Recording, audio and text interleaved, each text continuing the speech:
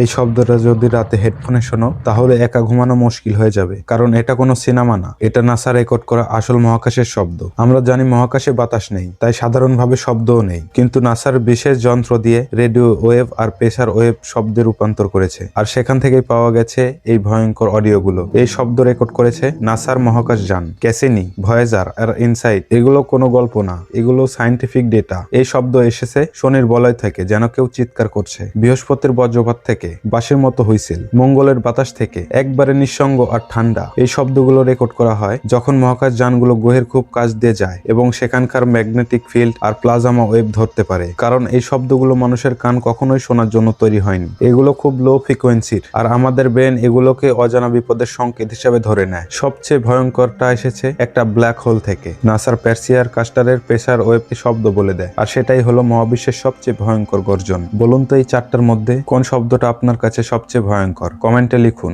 ভিডিওটি ভালো লাগলে লাইক এবং সাবস্ক্রাইব করুন।